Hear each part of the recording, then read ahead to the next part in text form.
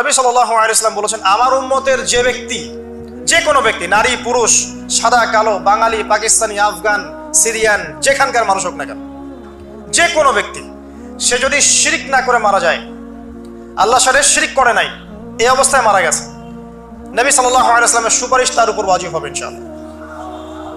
ইনশাআল্লাহ সে জান্নাতে যাবে যদি শিরিক না করে মারা যায়। অন্য যে কোনো পাপ আল্লাহ যাকে ইচ্ছা মাফ করতে পারেন।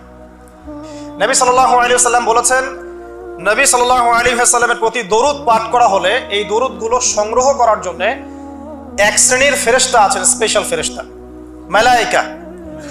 আর আমাদের সায়েন্স অবশ্য মালায়েকায় বিশ্বাস করে না, তারা জিন জাতিতেও বিশ্বাস করে না, যদিও বা অনেক তত্ত্বপাত্তর সাথে জিনের সম্পর্ক আছে। এটা আবার কেমন কথা? এটাও কোরআনেই আছে যে দুনিয়াতে যে ব্যক্তি শয়তান, মানুষ শয়তান, তার সাথে জিন শয়তানের যোগাযোগ থাকে। বিশ্বাস করেন না? দুনিয়াতে যে ব্যক্তি মানুষ শয়তান, তার সাথে জিন শয়তানের যোগাযোগ থাকে। একটা হাদিসে এমনও পড়েছিলাম আমরা স্টুডেন্ট লাইফে, আল্লাহ রাব্বুল আলামিন যখন কোনো আদেশ নাজিল করেন তখন ফেরেশতারা সেটা নিয়ে ডিসকাস করতে থাকেন আসমানে, এবং জিন জাতি প্রথম আসমানের কিনারা পর্যন্ত পৌঁছে যায় এবং সেখানে গিয়ে কানে শ্রবণ করার চেষ্টা করে কি নিয়ে আলোচনা করা হচ্ছে। যদি কোনো একটা সংবাদ তাদের কান পর্যন্ত চলে আসে, তাদেরকে বিতাড়িত করার জন্য আল্লাহ রাব্বুল আলামিন উল্কাপিণ্ড ছোড়েন। ওখানকার ফেরেশতারা আছেন, তারা অগ্নিশিখা নির্বাপন করেন। সূরা সফফাতের প্রথম দিকে পড়ে দেখবেন। এই জিন দুনিয়াতে যে কবিরাজ বা তান্ত্রিক বা জাদুকরের আন্ডারে আছে, সে এসে তাকে জানিয়ে দেয় এই হতে যাচ্ছে। তখন সেই তান্ত্রিক এই সত্যটার সাথে আরো 100টা মিথ্যা জড়িয়ে জনগণকে বিভ্রান্ত করে।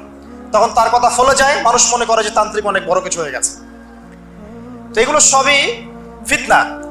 যাই হোক, এই জিনের ব্যাখ্যা কিন্তু আমরা করতে পারছি না বিজ্ঞান দিয়ে। নবী করিম সাল্লাল্লাহু আলাইহি ওয়াসাল্লাম বলেছেন, এক শ্রেণীর স্পেশাল ফেরেশতা আছেন যারা দরুদগুলোকে সংরক্ষণ করেন। আমরা যে কথাগুলো বলছি রেকর্ড হয়ে যাচ্ছে না? আজকে থেকে 100 বছর 200 বছর আগে মানুষ এটা কল্পনা করতে পারতো? আমরা এখন যেখানেই মুভ করছি, সিসি ক্যামেরা, ভিডিও, এটা সেটা, স্যাটেলাইট, এগুলো আছে না? আজকে থেকে 300 বছর আগে মানুষ এগুলো বিশ্বাস করতে পারতো? আজকে থেকে 1000 বছর আগের কোনো মানুষকে বলেন যে স্যাটেলাইট দিয়ে পুরো বিশ্ব নিয়ন্ত্রণ করা যায়, সে বলবে যে পাগল, তার মাথায় ঢুকবেই না স্যাটেলাইট কি জিনিস। ঠিক একইভাবে আল্লাহ পাকের জ্ঞান হচ্ছে লক্ষ কোটি কোটি বছর আগের, চির নতুন, চির প্রাচীন, চির আধুনিক। এই জ্ঞানের ঊর্ধ্বে কারো জ্ঞান নয়। এই জন্য এখন এগুলো কথা অনেকেই প্রশ্ন তোলে যে ফেরেশতা আবার কি জিনিস, জিন আবার কি, ইসলাম এগুলোতে কেন বিশ্বাস করে? সুবহানাল্লাহ। মানে তাদের বক্তব্য হচ্ছে ল্যাবরেটরিতে যেটা প্রমাণ করা যাবে না সেটার অস্তিত্ব নাই। প্রত্যেকটা বস্তুকে হয় কঠিন হতে হবে, না হলে তরল, না হলে বায়বীয়, এর বাইরে কিছু নাই। আসলে কি তাই? তো সবকিছুকেই বিজ্ঞান দিয়ে ব্যাখ্যা করতে হবে জরুরি না, এর ঊর্ধ্বে অনেক কিছু আছে। এর জ্ঞান, এর শেষ সীমা থেকে আল্লাহ পাকের জ্ঞান শুরু হয়। অতএব এটাকেই চূড়ান্ত জ্ঞানের মানদণ্ড মনে করার কোনো কারণ নাই। আমাদের মধ্যে একটা শিরকি আকীদা ঢুকে গেছে এখন। এটা একটা শিরকি আকীদা। সেটা হচ্ছে যে কোনো বিষয় যদি বৈজ্ঞানিকভাবে প্রমাণিত না হয়, কোরআন সুন্নাহয় থাকলেও মনে করি এটার অস্তিত্ব নাই। এটা আমাদের সাইকোলজিক্যাল সমস্যা। এখন এই জেনারেশনের বেশি সমস্যা, কারণ তারা পড়াশোনা করতে করতে মনে করছে সবকিছুকেই বিজ্ঞান দিয়ে প্রমাণ করতে হবে। তুমি তো তোমার আত্মাকেই প্রমাণ করতে পারবে না। একটা মানুষ হাঁটছে রাস্তা দিয়ে, পড়ে গেল, ডেড, এরকম হচ্ছে না? তাহলে কি এমন ছিল তার দেহের মধ্যে, বের হয়ে চলে গেল, সে ডেড?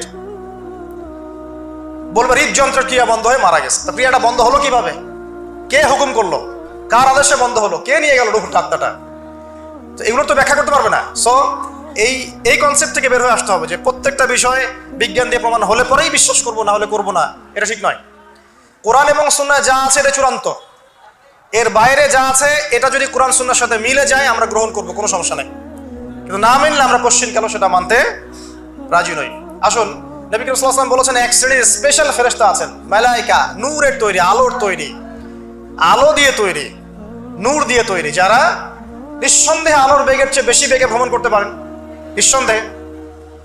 আচ্ছা, তো তারা স্পেশালি এই দরুদগুলোকে সংগ্রহ করেন। দরুদ এবং সালাম এটাকে সংগ্রহ করেন, করে নবী সাল্লাল্লাহু আলাইহি ওয়াসাল্লাম পর্যন্ত পৌঁছে দেন।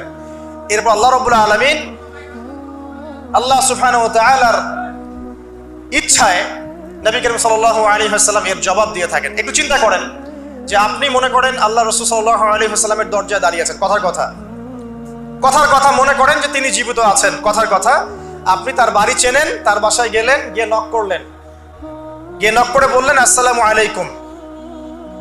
এবার নবী সাল্লাল্লাহু আলাইহি ওয়াসাল্লাম ভিতর থেকে আপনাকে বললেন, কথার কথা ধরে নেন যে ওয়ালাইকুম আসসালাম। এর অর্থ কি? ওয়ালাইকুম আসসালাম অর্থ কি?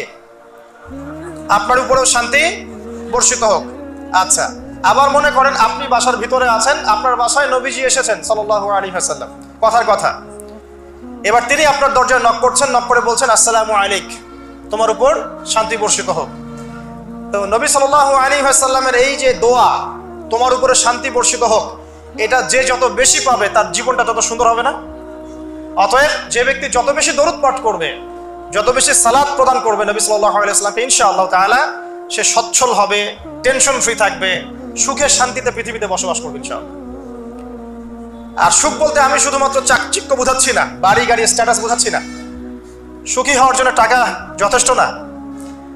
অনেক সময় দেখবেন কোটিপতি মানুষ সুখী নয়, একজন ভ্যান চালক সুখী। সুখ টাকা দিয়ে কেনা যায়? সুখ বলতে মনের সুখকে বোঝানো হচ্ছে। আল্লাহ পাক আমাদেরকে বোঝার তৌফিক দান করুন। আমি যেটা বলতে চাচ্ছিলাম, জুমার দিনে বেশি থেকে বেশি নবীর উপর দরুদ পাঠ করতে হবে। কোন দরুদ পাঠ করব?